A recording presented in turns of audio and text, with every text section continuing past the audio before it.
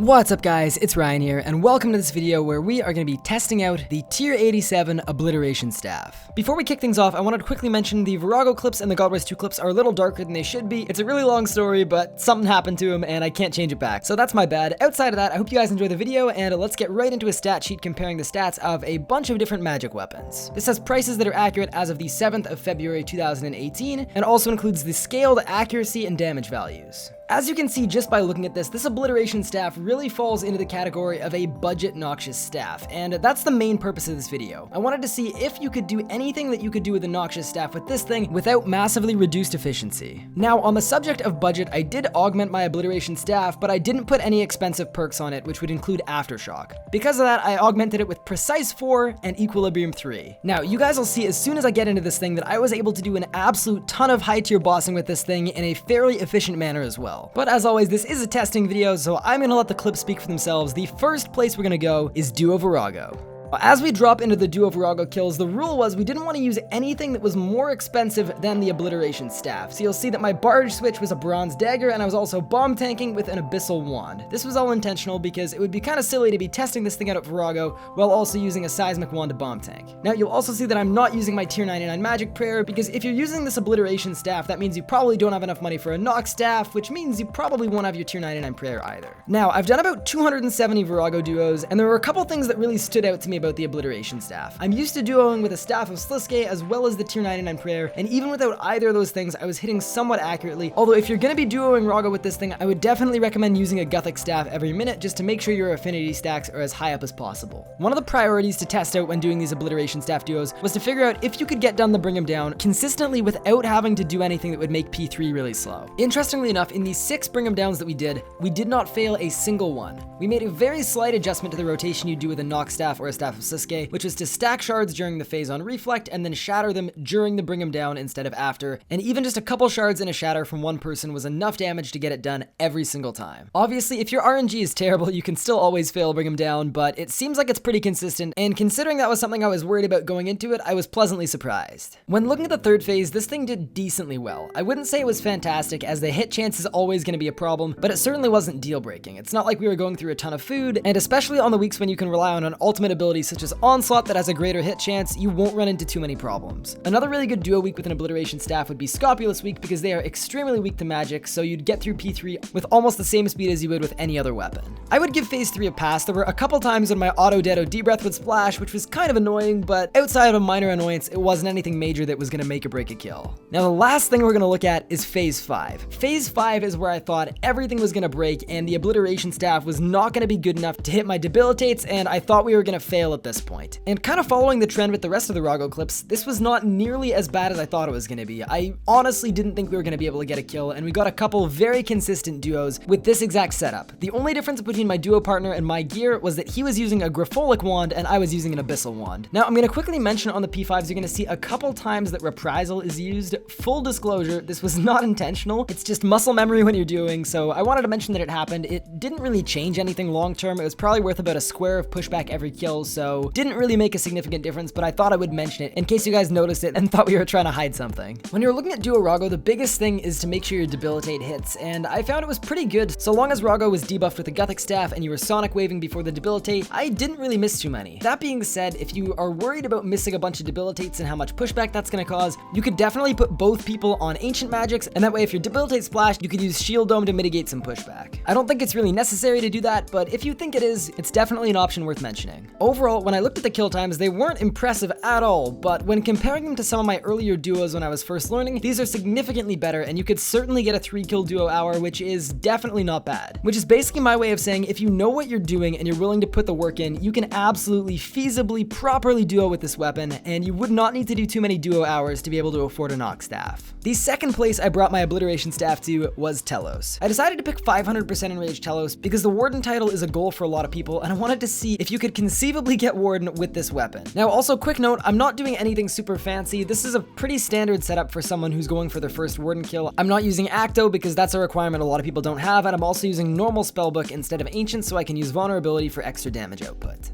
You're also going to see that I brought a Reaper necklace with an Amulet of Soul switch, and I did that on purpose because I wasn't sure how bad the hit chance was going to be. On top of that, I also brought an Illuminated Bando's book to even further increase my chances of hitting, and with all that stuff helping me out, it actually went quite well. As you can see, after I completely sausaged my prayer flick, I was out of the first phase a little bit under a minute in, which is definitely decent, and very similar to a time I'd get with my normal gear. To follow up phase 1, phase 2 went really well too. As you can see, I'm hitting almost 100% of the time, and I'm not gonna lie, with the Reaper necklace plus the Bando's book, I could barely tell the difference in hit chance between this and my normal gear. That being said, the damage is quite a bit lower, and that can cause some problems. There is definitely a cap to what enrage I'd want to use this thing at, and it's very close to 500. As soon as you get into higher enrage Telos, one of the biggest issues you run into on the first and second phase is dealing enough damage to free yourself from the tendril attack, and if everything splashes, it can go extremely badly. Something that was really nice about having the Obliteration staff on this enrage is that if everything splashed or I didn't have any thresholds left, I could easily free myself with a Guthic staff that has an extremely high hit chance and works really well at this enrage because you need about 8,000 damage, and the Guthic staff will normally hit between 4 and 6k by itself. As the enrage gets higher, the damage you need to deal to free yourself increases, and because of that, if you were doing this on 800, 900, 1000% enrage, the lack of damage could be completely fatal. Fast forward to phase 4, the weak Anima Bomb can't KO you, but it can still hit about 9,000 damage, so it's definitely preferable to debilitate it. If you can debilitate it, it means you can save your reflect for the font, which will reduce the damage you take significantly.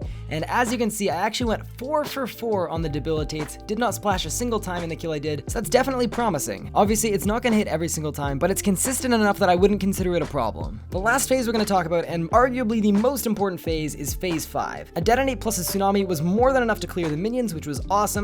I surge, I clear away the virus, and then I'm good to deal damage. It is worth noting that I did splash by impact a couple of times, which did speed up the Telos phasing process, which is why this kill wasn't a 0 font, but still I was able to stun lock it pretty well with the hit chance that I had. As you can see, I'm just rotating Asphyxiate, Impact, and Deep Impact, and then as soon as the rock falls, I drop my Onslaught and my Dreadnought comes in for a stun as well. And that's basically a standard Telos skill. Doesn't really matter what the enrage is, it's gonna look something similar to that, and really all in all, this felt like a pretty normal Telos skill. I'm no Telos god, I'm not fantastic at the boss, and I'm not super comfortable, so I used a little more food than I would have wanted to, but if I'm leaving my actual skill level out of it, I think it's definitely a weapon that you could take to Telos. For final thoughts, would I recommend using this thing at Telos? I'm not going to say it's a great weapon. I think if you can get a Noxious staff, definitely don't cheap out, because the Noxious staff is going to save your life.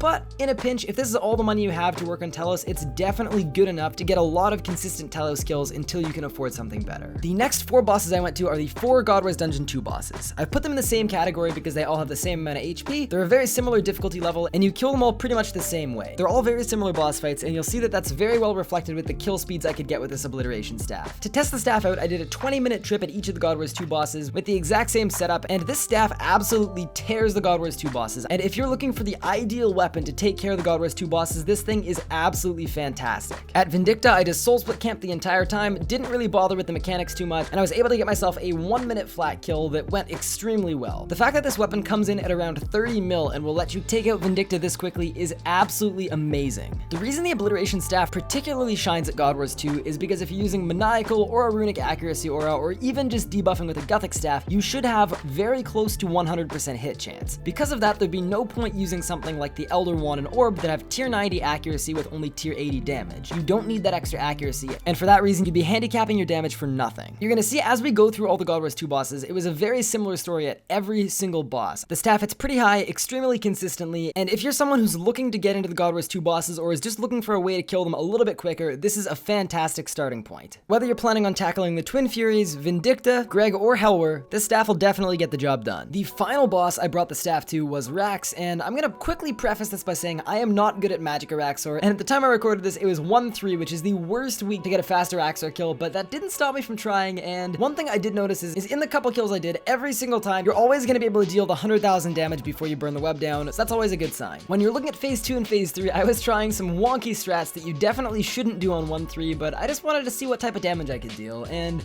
as you can see, it's hitting very accurately. This is definitely a weapon that'll work for magic Araxxor if that's something that you choose to do, although still, if you're new to Araxxor or less experienced, I would strongly recommend learning with either ranged or melee, as with both of those combat styles, you take a whole lot less damage. All in all, I had some good fun running up and down the paths, trying not to get killed by mirrorback spiders, and this is definitely a weapon you could bring to Rax if you wanted to. If it was your primary weapon or the highest tier weapon you had, this would be the absolute worst case scenario in terms of what paths were open, so this is pretty much as bad as it gets. So with that in mind, I think it definitely gets a pass here, although I still strongly dislike Magic Araxxor. You'll see on P4, I get minion spawns, I'm prayer flicking, I'm running around like a chicken without a head, and overall, this is probably not the best planned rotation of all time, but you know what? I got the kill down, it certainly wasn't too bad, and you guys should be able to see the hit chance pretty well. It was certainly decent. Now, while I say the hit chance is decent, it is worth noting that the hit chance that you get at Araxxor using magic is going to be significantly lower than both ranged and melee. Affinity is effectively your base hit chance, and as you can see with magic, it starts at 45%, whereas with melee, it starts at 60%. So if you're using a weapon of the same tier with melee, you'd be hitting way more accurately. That's especially important to keep in mind because in this clip, I'm using the Maniacal Aura, but if I was using a different aura with a less good accuracy bonus, you might see a lot more splashes. Okay, we've now tested out the Obliteration Staff at Vorago, Araxxor, Telos, and every single God Wars Dungeon 2 boss, and it's time for my final thoughts. It's definitely not something I would sell your Nox staff to downgrade to, but it is a fully functional tier 87 magic weapon that you can do almost every piece of content in the game with. It's good enough to do 500% Telos for the Warden title, it's good enough to do Vorago with, and if you're on a budget or you don't feel like shelling out 145 mil for a Nox staff to try a new combat style, this is something that I would definitely recommend getting. So anyway guys, that's all from me. Let me know what you thought about this video. If there are any guides or anything you want me to make in particular, feel free to let me know in the comments down below. And outside of that,